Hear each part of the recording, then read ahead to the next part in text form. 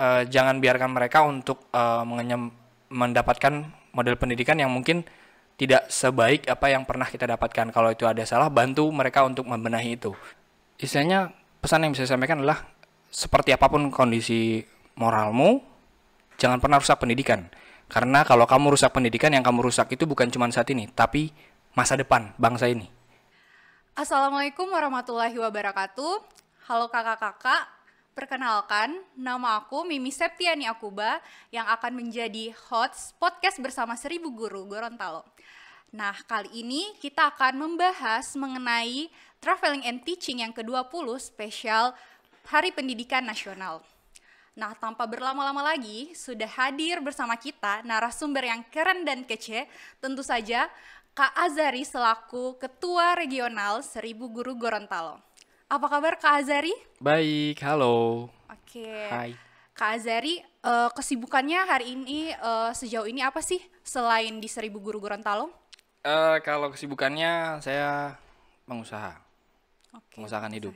Oke, mengusahakan hidup ya Mengusahakan Kak. hidup. Oke. Jadi selain di 1000 Guru Gorontalo, Kak Azhar ini mengusahakan hidup untuk bertahan hidup tentunya Iya, ya. Oke. bagus.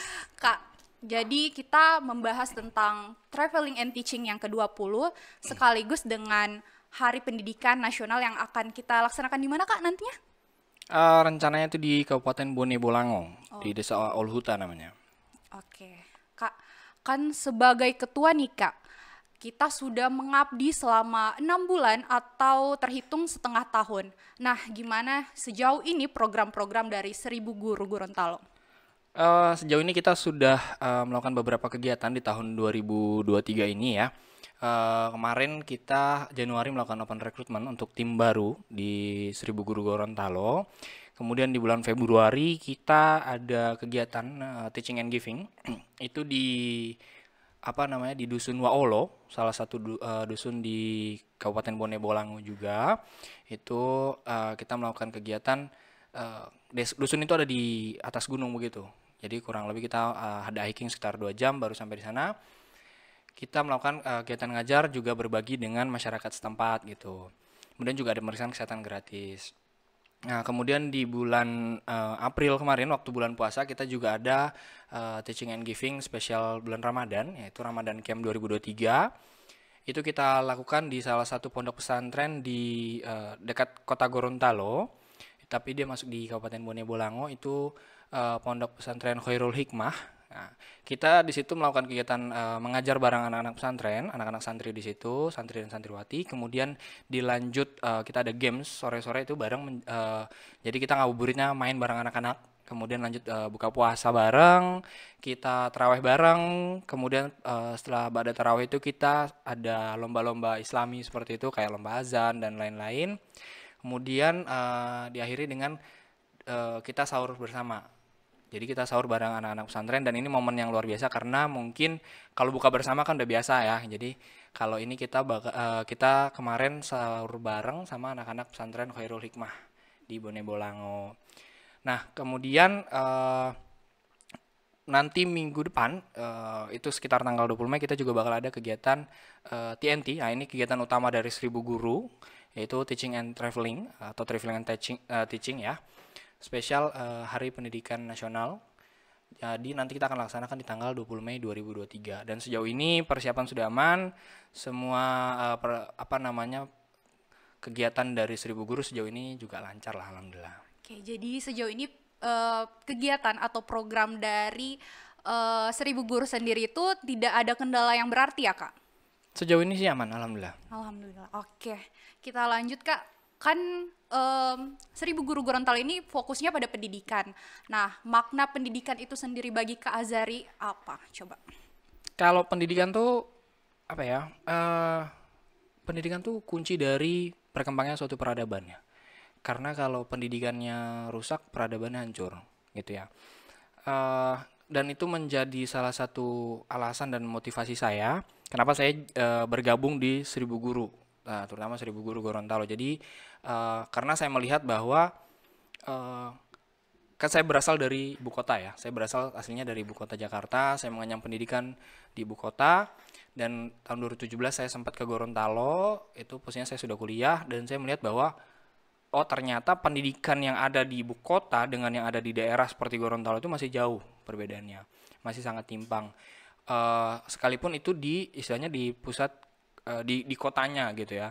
Saya merasakan perbedaan yang cukup signifikan gitu pendidikan, dan dari situ saya berpikir bahwa eh, harusnya ada orang-orang seperti saya yang merasa bahwa harus ada gerakan untuk minimal saja menyamakan apa yang menjadi standar pendidikan kota dengan di daerah, sehingga kualitas pendidikan pun bisa sama, jadi tidak timpang antara daerah dengan di ibu kota, di pusat, seperti itu. Oh, jadi kesimpulannya kualitas pendidikan di Gorontalo ini masih gimana Kak menurut Kakak Ya masih dengan di masih ibu kota? kalau dilihat masih timpang lah gitu ya, itu masih sangat timpang dengan apa yang ada di ibu kota, seperti itu. Jadi alasan 1.000 guru Gorontalo memilih sekolah yang ada di pelosok itu kira-kira apakah kualitas pendidikannya seperti itu atau bagaimana Kak? Jadi alasannya salah satu memang agar kalau cuman di kota saja kan di tengah di pusat keramaian percuma, bukan percuma, artinya kurang kurang kurang apa ya, kurang dapat lah poin yang diambil. Jadi kami sengaja mencari sekolah yang memang ada di pedalaman, karena menurut kami kondisi terburuknya akan ada di situ gitu ya. Kemudian dipilih sekolah ini berdasarkan kondisi SDM-nya, karena kalau kita mau bicara kondisi sekolahnya secara fisik, saat ini memang di berbagai daerah itu pemerintah gencar untuk melakukan pembangunan fisik terhadap sekolah gitu ya. Tapi mungkin yang saya lihat realitanya masih kurang terhadap pembangunan SDM-nya. Jadi salah satu aspek utama yang jadi tolak ukur kami menentukan sekolah yang akan kami datangi itu adalah kondisi SDM-nya. SDM ini bukan hanya siswanya ya, tapi juga kondisi tenaga pendidiknya gitu ya, di sana mau guru maupun nanti pendamping dan lain segala macam. Jadi itu menjadi aspek penilaian kami untuk menentukan sekolah yang akan kami kunjungi gitu. Oke. Jadi kegiatan kita traveling and teaching nantinya yang ke-20 itu kira-kira di mana Kak? Sekolahnya sesuai kriteria yang Kakak sebutkan tadi, dan boleh gak Kak diberikan gambaran kegiatan kita di sana nantinya seperti apa? Oke. Jadi sekolah yang bakal kita kunjungi di tanggal 20 Mei nanti di Traveling and Teaching 20 Seribu Guru Gorontalo ini itu akan dilaksanakan di salah satu sekolah, kalau saya menyebutnya sekolah swadaya masyarakat ya, itu Madrasah Ibtidaiyah Fathul Ma'arif. Ini ada di Desa Oluhuta, Kecamatan Kabila Bone, Kabupaten Bone Bolango. Kenapa saya bilang ini sebagai sekolah swadaya ya, saya tidak menyebutnya sebagai sekolah swasta, karena memang sekolah ini merupakan sekolah yang dibangun berdasarkan swadaya masyarakat, di mana ketika itu kurang lebih sekitar 11 atau 12 tahun lalu muncul keresahan di masyarakat, di mana banyak sekali anak-anak sekitar situ yang putus sekolah. Alasannya adalah karena sekolah negeri terdekat bagi mereka itu pun masih dirasa sangat jauh, karena memang mayoritas masyarakat di sana adalah bermata pencarian sebagai petani, perkebunan, yang lahannya itu ada di perbukitan, jadi agak sulit untuk menuju mengakses sekolah negeri terdekat, sehingga pada kurang lebih tahun 2010 itu dikumpulkanlah masyarakat oleh istilahnya ada tokoh muda di masyarakat situ, kemudian pada awalnya dicetuskan untuk dibangun taman pengajian, tapi pada akhirnya masyarakat meminta untuk dibangunkan sekolah. Akhirnya berawal dari hanya menumpang di rumah warga, sampai sekarang sudah menjadi bangunan sekolah, dan sudah berjalan lah kurang lebih sekitar 12 sampai 13 tahun ini sekolahnya. Itu kita bakal ke sana, kita bakal kunjungi sekolah itu, kita bakal ngajar bareng anak-anaknya di MI Fathul Ma'arif ini. Kita juga bakal berbagi, jadi nanti kita juga ada donasi dari donatur kita dari Jakarta, itu komunitas namanya Donation for Nation. Mereka sudah menyiapkan donasi juga buat adik-adik kita di sekolah tersebut. Kemudian nanti kita juga bakal ada main bareng sama anak-anak itu, sama anak-anak siswanya. Kemudian kita juga insya Allah akan ada pemeriksaan kesehatan gratis. Nah ini ciri khas dari 1.000 Guru, kita selalu hampir setiap kegiatan kita melakukan kegiatan pemeriksaan kesehatan gratis, bekerja sama dengan dinas kesehatan setempat. Kemudian nanti juga kita mengakhiri hari dengan pentas seni Ya, jadi jenis pesta rakyat lah dengan masyarakat. Di malam hari itu bersama anak-anak kita akan ada penampilan-penampilan seni dari anak-anak maupun dari pihak Seribu Guru dan juga warga gitu. Kemudian di hari kedua kita akan mengunjungi salah satu pariwisata yang menjadi ikonnya Gorontalo. Jadi Taman Laut Olele. Jadi kita bakal main di Taman Laut Olele dari sekolah tidak terlalu jauh juga. Jadi nanti teman-teman setelah capek seharian ngurusin siswa nih ya main sama anak-anak, di hari Minggu kita bakal jalan-jalan ke Taman Laut Olele gitu. Wah, jadi seru sekali ya Kak kegiatannya nanti. Jadi untuk kakak-kakak nih, nanti untuk mendaftar kita ada buka open relawan sampai tanggal 15 Mei. Oke, jadi kita juga open donasi. Kira-kira donasi untuk sekolah itu kira-kira seperti apa Kak? Donasi apa saja yang diterima oleh Seribu Guru untuk dibawa ke sekolah? Kalau donasinya sebenarnya lebih kepada kebutuhan sekolah tentunya ya, mungkin bisa berupa apa namanya ATK ya, ATK untuk pengajar maupun ATK buat siswa. Kemudian juga bisa mungkin kalau ada yang sampai mungkin seperti spidol ya kan atau papan tulis atau alat peraga lainnya untuk di sekolah itu boleh sekali. Ataupun misalkan mungkin teman-teman calon donatur merasa keberatan kalau harus berupa barang, itu bisa juga nanti berupa uang, nanti bisa ditransfer ke rekening Bendahara Regional Seribu Guru Gorontalo gitu. Jadi donasinya ini bisa langsung menghubungi kontak yang ada di Instagram kami, Seribu Guru Gorontalo. Oke. Kak, kan ini nantinya kita open relawan kan. Jadi tips untuk relawan yang akan join itu kira-kira apa yang perlu dipersiapkan dan apa perbedaan persiapan untuk kegiatan TNC, TNG dan TNT ini Kak? Apa ada perbedaan spesifik kira-kira? Kalau untuk perbedaan spesifik sih mungkin kalau TNT ini tidak terlalu banyak bawaan untuk bermalam ya, karena kalau paling beda itu di teaching and camping karena memang kita akan bermalam di tempat terbuka atau di alam begitu. Jadi perlengkapan untuk bermalam sangat penting ya, dan itu agak memakan logistik gitu ya. Tapi untuk TNT ini insya Allah tidak ribet untuk perlengkapannya, hanya mungkin ya paling umum ya perlengkapan bahan ajar, kemudian pakaian ganti, kemudian mungkin nanti obat-obat pribadi, karena sisanya untuk konsumsi dan lain semua sudah disiapkan oleh tim Seribu Guru Gorontalo. Kemudian untuk medan kegiatannya juga tidak tidak memberatkan volunteer, karena memang tidak harus trekking atau melewati sungai dan lain segala macam, tapi sekolah bisa diakses dengan mudah. Kemudian untuk tempat travelingnya pun memang sudah tempat wisata yang sudah proper lah, sudah siap seperti itu. Oke Kak, kita lanjut ya pertanyaannya. Oke, gimana? Kak, kegiatan kita kan teaching dan traveling atau traveling and teaching di Olhuta kan. Kira-kira harapan Kakak program TNT ini yang spesial dirangkaikan dengan Hardiknas, kira-kira bagaimana harapan Kakak untuk kegiatan nantinya?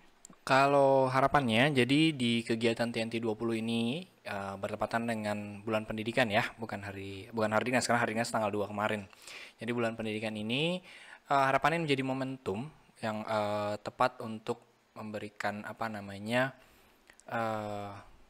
memberikan gambaran bahwa ke anak-anak sekolah di pedalaman ya, terutama sekolah MI Fathul Ma'arif ini, bahwa masih ada kakak-kakak di luar sana, orang-orang di luar sana yang peduli terhadap pendidikan mereka yang mungkin kurang terjamah dari pemerintah atau mungkin pemangku-pemangku kebijakan yang lain, bahwa masih ada orang-orang ini yang peduli terhadap pendidikan mereka dan mau terjun langsung untuk berbagi wawasan, kemudian berbagi pengalaman, dan yang terutama yang menjadi hal penting dari Seribu Guru adalah menjadikan contoh bagi anak-anak, bagi siswa di sana, bahwa ketika kamu fokus belajar, ketika kamu sungguh-sungguh dalam dunia pendidikan, kamu bisa menggapai berbagai macam cita-cita seperti kakak-kakak yang hadir nanti di kegiatan seperti itu. Jadi ini momentum yang sangat penting dan sesuai karena memang Seribu Guru fokus di bidang pendidikan.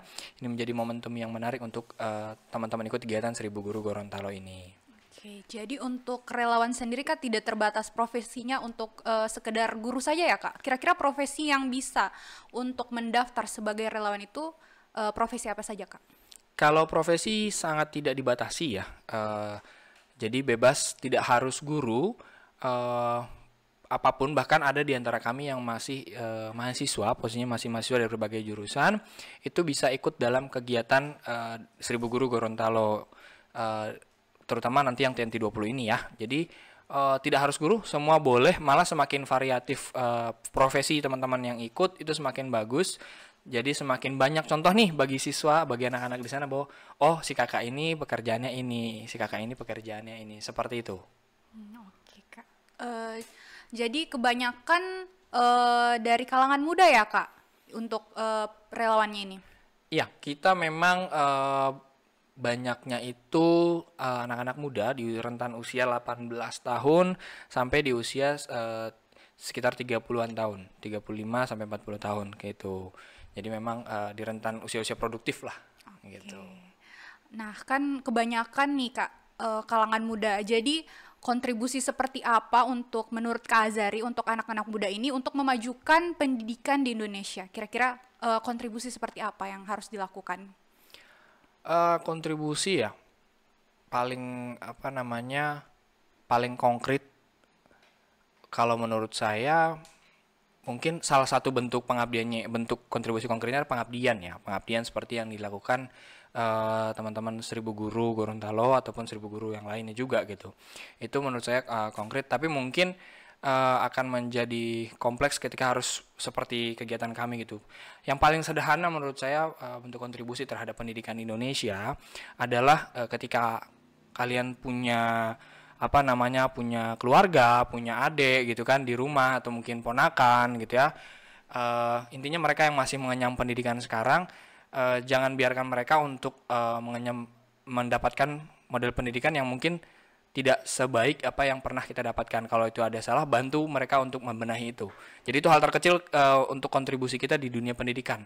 Itu jangan biarkan mereka, apalagi sekarang kan sangat masif pergerakan entertain multimedia ini ya, internet ini ya, mempengaruhi pola pendidikan yang diterima oleh adik-adik kita gitu ya, yang usianya jauh di bawah gitu ya, yang masih ada di bangku sekolah. Jadi harapannya kontribusi kecil yang dapat dilakukan setiap orang bagi pendidikan, terutama pendidikan Indonesia, adalah bantu untuk memantau, bantu untuk mengontrol asupan informasi pendidikan yang diterima adik-adik kita di rumah maupun di sekolah gitu. Oke, jadi untuk kakak-kakak di rumah, ingat pesan Kak Azari ya. Nah, Kak, boleh gak kasih tahu cara untuk daftar jadi relawan nantinya? Untuk relawan Seribu Guru Gorontalo, untuk program TNT atau program-program Seribu Guru Gorontalo selanjutnya. Jadi kalau mau join di kegiatan Seribu Guru Gorontalo 2023 ini, teman-teman bisa akses akun sosial medianya Seribu Guru Gorontalo, itu @seribu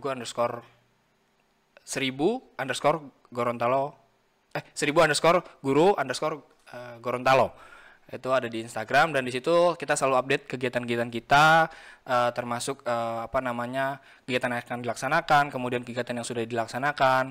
Kita juga update kegiatan donasi-donasi yang masuk gitu. Jadi semua informasi insya Allah tercover di akun sosial medianya Seribu Guru Gorontalo. Oke, jadi caranya seperti itu ya kakak-kakak.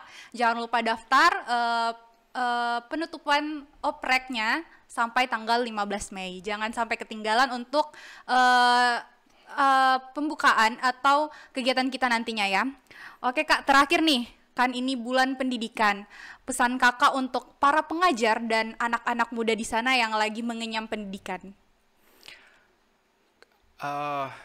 Pesannya sederhana ya mungkin, tapi mohon maaf sebelumnya kalau mungkin agak sedikit bagaimana. Istilahnya pesan yang bisa saya sampaikan adalah seperti apapun kondisi moralmu, jangan pernah rusak pendidikan. Karena kalau kamu rusak pendidikan, yang kamu rusak itu bukan cuma saat ini, tapi masa depan bangsa ini. Gitu. Jadi jangan pernah sentuh atau rusak pendidikan. Gitu. Ya, terima kasih Kak untuk closing statement-nya. Nah, kakak-kakak jangan lupa untuk stay tune dan ikuti media sosial dari Seribu Guru Gorontalo, baik IG dan juga Facebooknya atau YouTube-nya, jangan lupa ya Kak, dan pantengin terus media sosialnya untuk mendapatkan informasi menarik untuk program kita selanjutnya. Oke, saya Mimi Septiani Akuba, Dan saya Muhammad Azari. Pamit undur diri, 1000 guru Gorontalo. Berbagi dari hati, menginspirasi anak negeri. Assalamualaikum warahmatullahi wabarakatuh.